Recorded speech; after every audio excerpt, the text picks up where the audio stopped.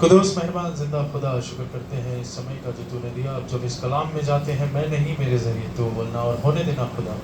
हर एक जो आज इस कलाम को सुनता है तेरे नाम से बरकत हासिल करे। इस दुआ को खुदा यीशु मसीह के नाम में होकर मांगते हैं।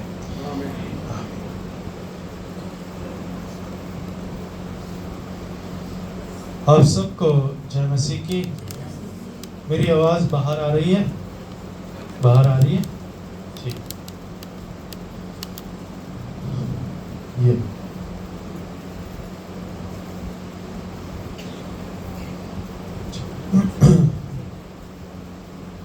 जितने भी लोग आज सनराइज सर्विस में आए थे, उन सबको पता है कि आज कलाम एक अलग तरीके से मैं पेश करने की कोशिश कर रहा हूँ। खुदा मुझे ताकत बख्शे।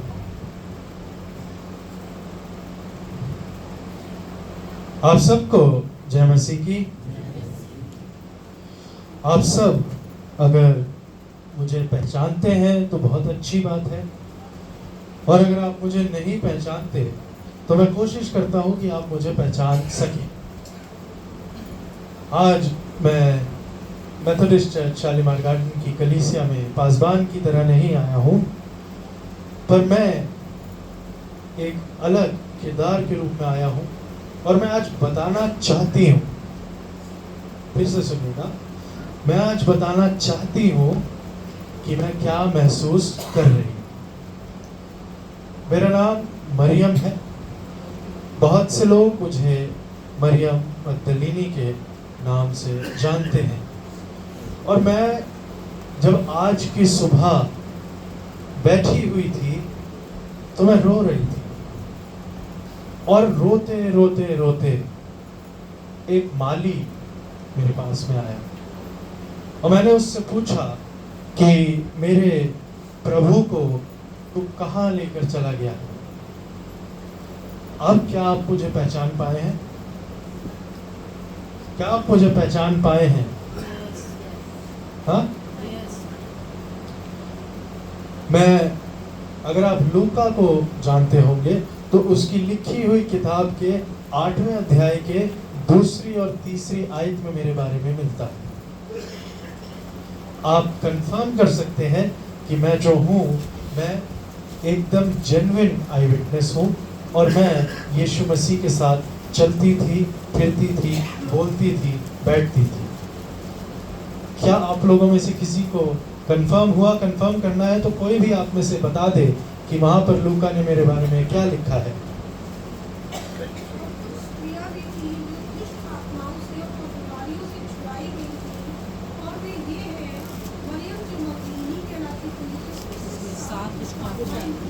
मुझ में से 7 दुष्ट आत्माएं निकली थी, और मेरा नाम यहाँ पर दिया गया है। और अगर कंफर्म करना है तो आज जब आपने यूहन्ना का लिखा हुआ पढ़ा है, वहां पर भी मैं मौजूद हूँ। लेकिन सिर्फ एक ही लाइन है जो यूहन्ना लिख कर गया है, जिसके ऊपर आज मैं बात करना चाहती हूँ, और मैं बताना चाहती हूँ कि आप भी इस बात को पहचानें। यूहन्ना अपने 20 अध्याय में 9 आयत के अंदर क्या लिख कर चला गया?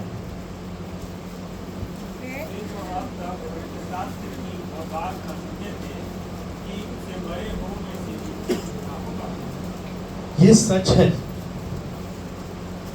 यूहन्ना जो लिख कर गया है ये सच है, क्योंकि हम में मैं, फिर पतरस, फिर यूहन्ना, फिर थोमा, बहुत सारे, हमारा पूरा एक ग्रुप है।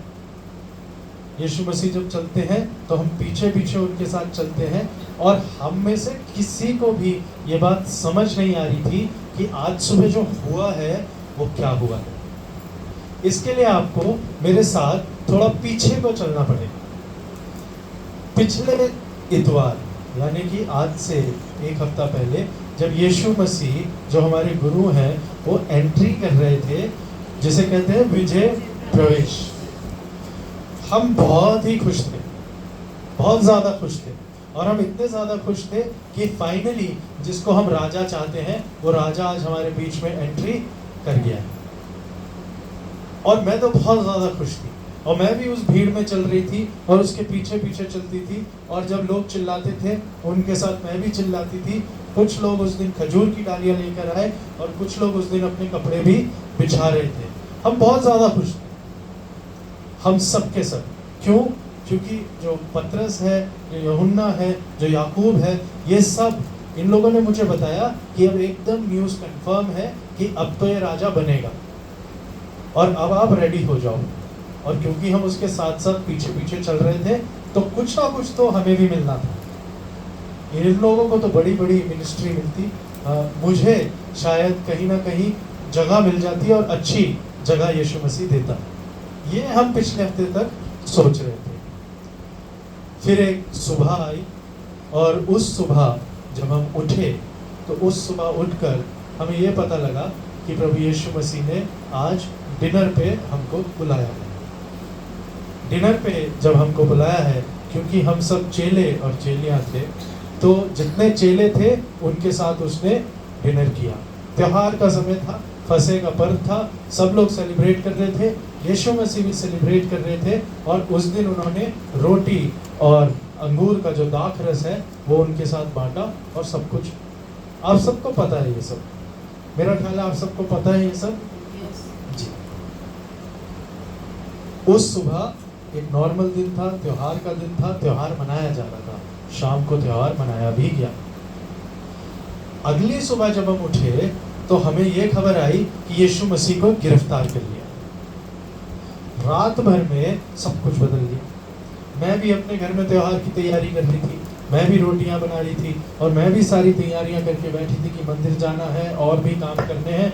लेकिन सुबह सुबह खबर आई कि यीशु मसीह को गिरफ्तार कर लिया गया है। कुछ समझ ही नहीं आ रहा था सुबह सुबह क्या करें। फिर पता लगा कि पूरी रात मुकदमा चला है और पहाड़ी जो यरूशलेम के बाहर की पहाड़ी है उधर उसे सलीबी मौत देंगे। तो मैं वहाँ पे पहुँच गई और जब मैं वहाँ पे पहुँच गई तो जितने ये यूहन्ना, पतरस, कोई भी थे, इनमें से कोई भी मौजूद नहीं था। यीशु मसीह की माता थी, मैं थी और भी लोग थे और यूहन्ना मौजूद था। और बहुत ही पेनफुल था वो, बहुत ही ज़्यादा दुखदाई था वो जो मैंने देखा। और मैं वहाँ खड़ी हुई देख रही थी और मेरे दिमाग में ये डिस्कशन चल रहा था कि ये सरेंडर क्यों कर दिया। हम तो सोचे बैठे थे कि हम अच्छी पोजीशन पे आएंगे और ये इतना पावरफुल है और इसके ज़रिए हमारी भी कुछ ना कुछ भलाई होगी, कुछ ना कुछ हमारे लिए अच्छा होगा। लेकिन उसने अपने आप को सरेंडर कर दिया। जबकि पता था कि ये सब लोग जो हुक्मरान हैं ये इसे मार डालेंगे, परेशान करेंगे, फिर भी यीशु मसीह नहीं माना और अपने आप को उसने सरेंडर कर दिया। अब जब ये हो गया कुछ समझ ही नहीं आ रहा था क्या करें। जिसके साथ चले फिरे, उठे बैठे, जिसको मैंने देखा, आप में से अगर आपका कोई अजीज हो, आपका बच्चा हो, आपके माँ बाप हो, आपका दोस्त हो, जिसके साथ आप चलते फिरते उठते बैठते हैं और एक दिन आप उसकी बॉडी पे कट्स ही कट्स देखें और एक दिन आप खड़े होकर देखें कि उसको कोड़े पड़ रहे हैं और आप कुछ नहीं कर सकते। मैं कुछ नहीं कर सकती थी, बस खड़े होकर देख रही हूँ और दुख हो रहा है। कभी आपका अपना अगर आपकी आंखों के सामने मार खाएगा तब आपको रियलाइज होगा कि मैंने क्या महसूस किया। और जब उसकी गलती ही नहीं है तब वो मार खाएगा तो और ज़्यादा पेनफुल। हम चिल्ला सकते थे, रो सकते थे, लेकिन हमारी सुनने वाला कोई भी नहीं। बहुत पेनफुल था। हम रो भी रहे थे, यीशु की माँ को संभाल भी रहे थे और समझ में नहीं आ रहा था कि ये हो क्या रहा है। क्योंकि ये वो है जो मुर्दों को जिंदा कर दे रहा था। मैंने अपनी आंखों से देखा है कि इसने 5 रोटी 2 मछली ली और उससे पूरी भीड़ को खिला दिया। मैंने अपनी आंखों से देखा है इसने पानी पर चल के दिखाया है। और जब इन चीज़ों को मैं देख चुकी हूँ उसके बाद ऐसे बेबस हालत में उसे मरता हुआ देख रही हूँ तो मुझे भी समझ नहीं आ रहा था कि ये जो सब कुछ कर सकता है ये कुछ कर क्यों नहीं रहा। दुख है, परेशानी है और दुख से गुजरे। और वो घड़ी आई जब उसकी डेथ हो गई। डेथ होने के बाद हम सबत के दिन में शरीक हुए। और जब हम सबत के दिन में शरीक हुए तो हमें ये रियलाइज हुआ कि अब हम कुछ नहीं कर सकते, डेड बॉडी को छू भी नहीं सकते, देख भी नहीं सकते, रोते हुए अपने घर में आ गए। अब वो शाम बहुत भारी थी, बहुत ज़्यादा भारी थी, क्योंकि उसके पीछे हम सब कुछ छोड़ के आ गए थे।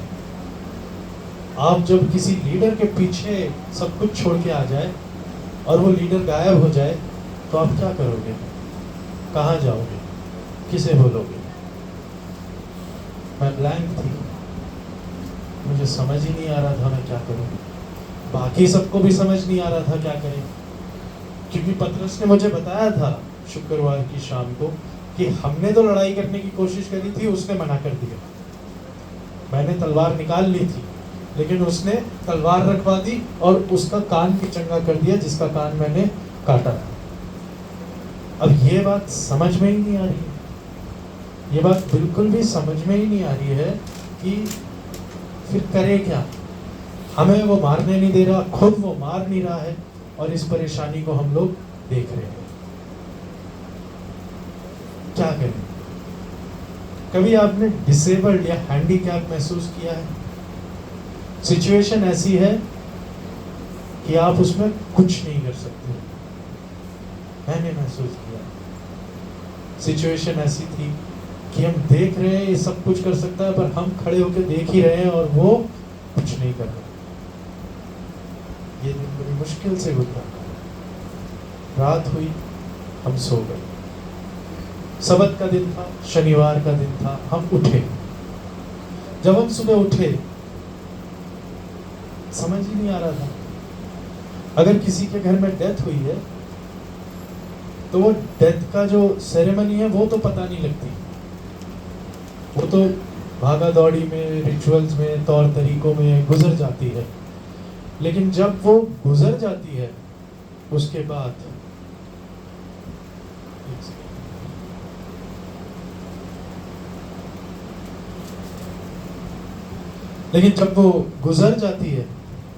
उसके बाद क्या करें? मौत के अगले दिन मौत महसूस होती है।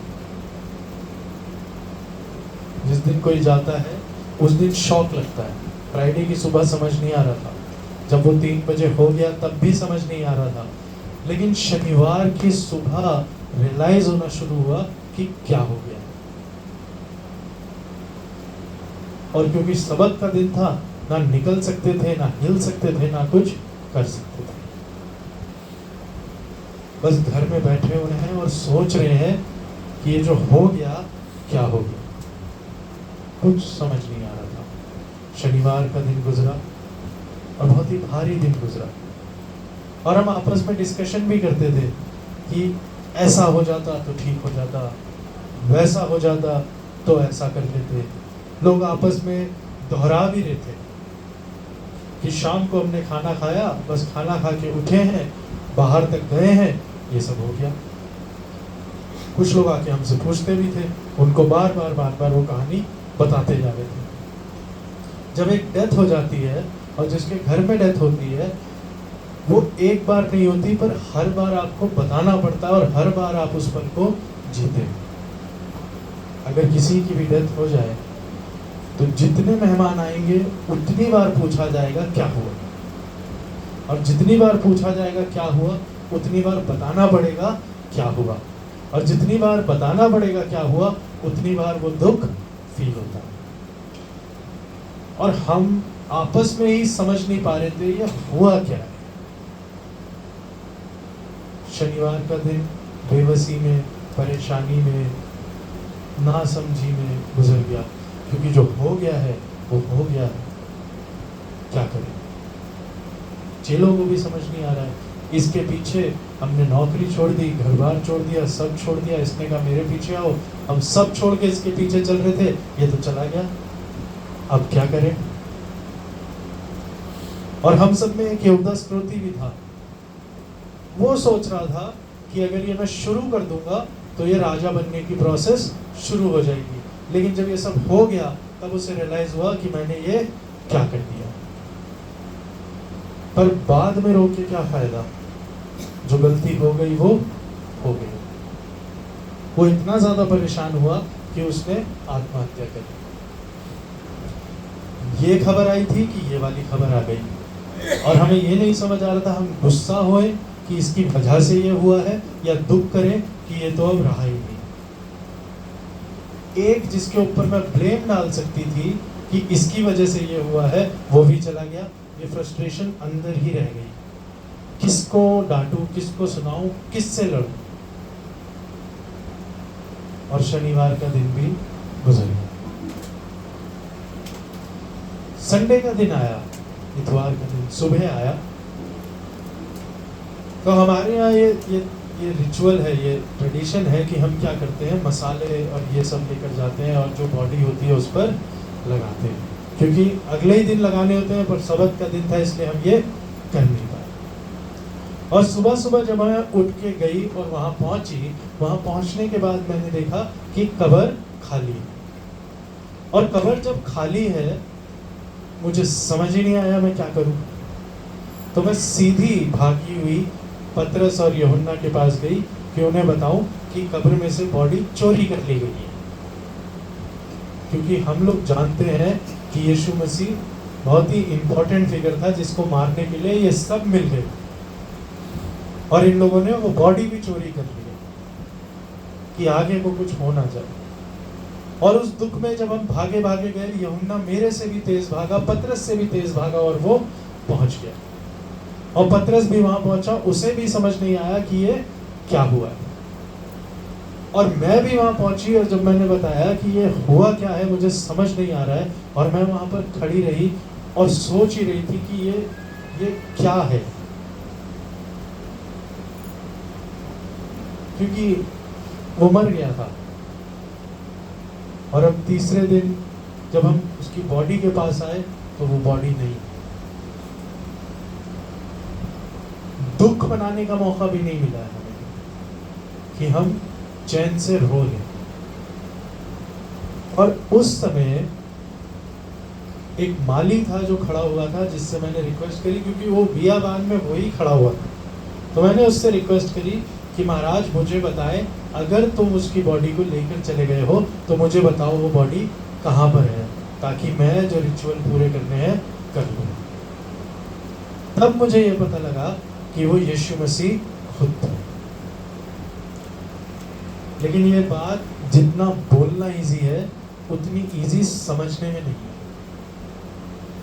क्योंकि जिसने आप में से किसी ने भी अगर मौत को देखा है और एक बार फ्यूनरल करके आ गए हैं, तो आप कभी भी एक्सपेक्ट नहीं कर सकते कि उस आदमी को फिर से देखेंगे, चाहे वो कितनी ही बार गारंटी दे चुका हो। क्योंकि मर के वापस आना नॉर्मल थोड़ी है। कोई आया है आपकी जिंदगी में मर के वापस?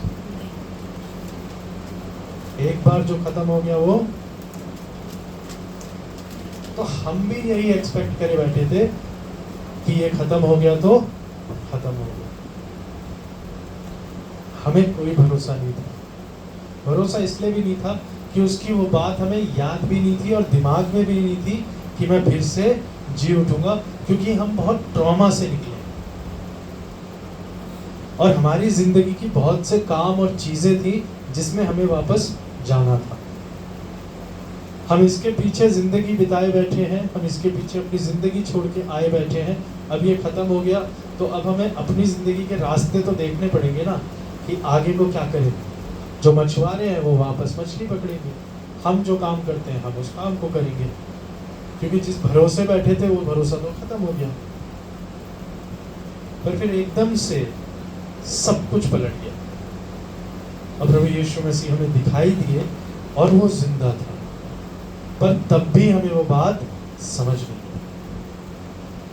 अब आप इस बात को समझ पा रहे होंगे कि वो बात हमको क्यों समझ नहीं आई, क्योंकि हम इस कंडीशन में नहीं थे कि उस बात को समझ लें। इतना सब कुछ जिंदगी में हो रहा था।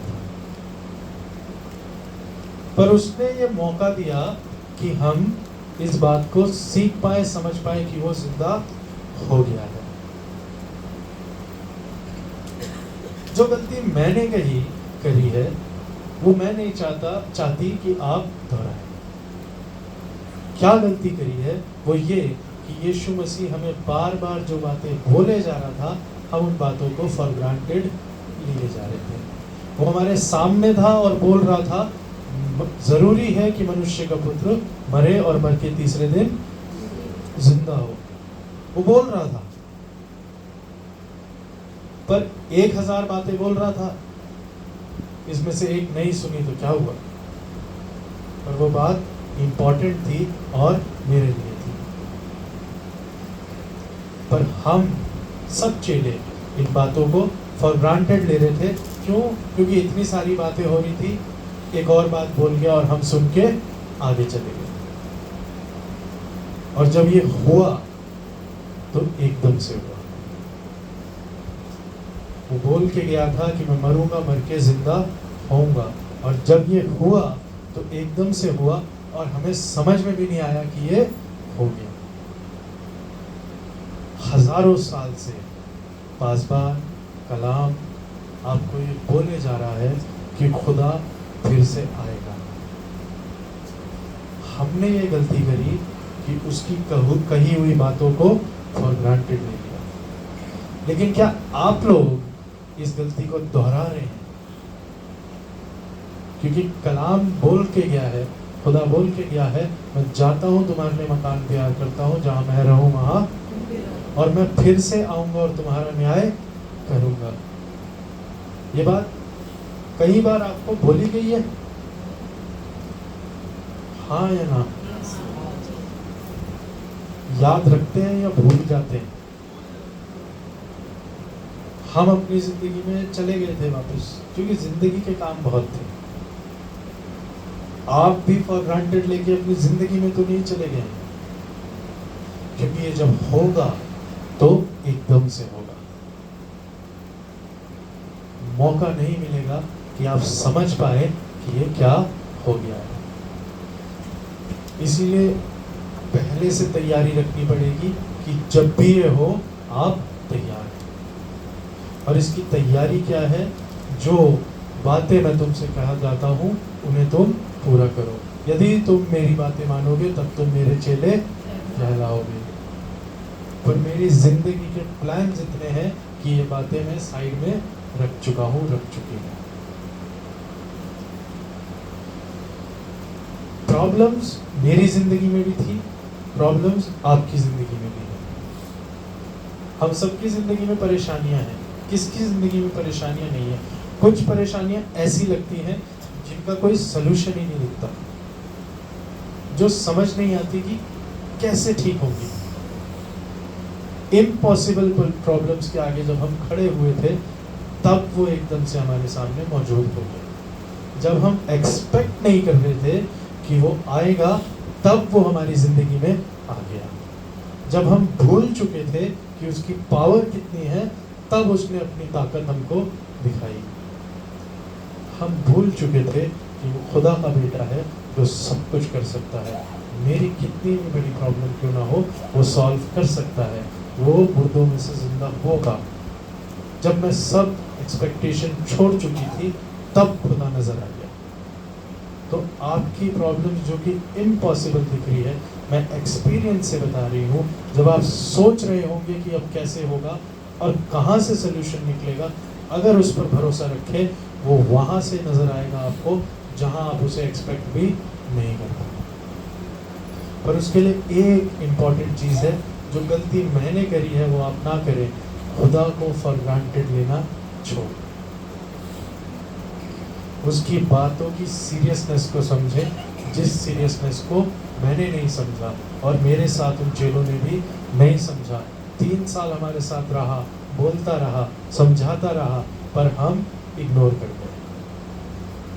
जिस वक्त हमें सबसे ज़्यादा विश्वास में खड़ा होना था, हम सब भूल चुके थे। ना कोई विश्वास, ना कोई बात, ना कोई कलाम।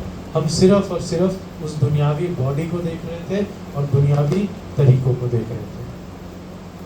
सवाल ये है, क्या आप उस दुनियावी खुदा को देख रहे हैं या उस आसमानी खुदा को देख रहे हैं? खुदा की बातों को फॉर ग्रांटेड लेना छोड़ दें, क्योंकि जब वो दूसरी दफ़ा आएगा तो भी ऐसे ही आएगा। और अभी मौका है कि हम पलट जाएं और उसको अपनी ज़िंदगी सौंप दें कि जीवन की पुस्तक में हमारा नाम हो सके, क्योंकि जब वो दूसरी दफ़ा आएगा तो मौका नहीं है। ये मैसेज आप सबके लिए है। ये गलती ना करें कि इस मैसेज को फॉर ग्रांटेड ले लें, पर अपनी ज़िंदगी को यूँ जिए कि खुदा से अपने सारे मन से मोहब्बत रखें और अपने पड़ोसी से अपने पूरे मन से मोहब्बत रखें। यही दो आज्ञाएं सारी व्यवस्था, सारी भविष्यवाणियों का निचोड़ है। और अगर आप ये नहीं करते हैं और खुदा के कलाम को इग्नोर कर रहे हैं, तो हम भी वही गलती कर रहे थे, आप भी वही गलती कर रहे हैं, तो आज का दिन बेफ़ायदा है। खुदा जो हम नहीं समझ पाए, यूहन्ना 20 उसकी 9 आयत में, आपके पास मौका है कि आप समझ पाए कि वो फिर से आएगा और वो एकदम आएगा, पर हम तैयार रह सकें। खुदा मेरे ज़रिए आप सबको बरकत बख्शे कि हम मरियम मगदलीनी की ज़िंदगी से ये समझ पाएँ कि खुदा हमारी ज़िंदगी में क्या जगह रखता है। आइए हम दुआ मांगें। खुदोस मेहरबान ज़िंदा खुदा, शुक्र करते हैं आज के इस कलाम के लिए जो तूने दिया। दुआ चाहते हैं खुदावंद, उस माहौल को हम जी पाए, उस समय को हम समझ पाए खुदा, जो तूने दिया है। और होने देना खुदावंद, मरियम मगदलीनी की ज़िंदगी से, उसकी बातों से हम इस कलाम को सीखने वाले नहीं, पर इस पे जीने वाले, इसको चलने वाले हो सके और तुझे फॉर ग्रांटेड ना ले सके। इस पूरी कलीसिया को, आज के कलाम को तेरे हाथों में सौंपते हैं। इस दुआ को खुदावंद यीशु मसीह के नाम में होकर मांगते हैं, आमीन।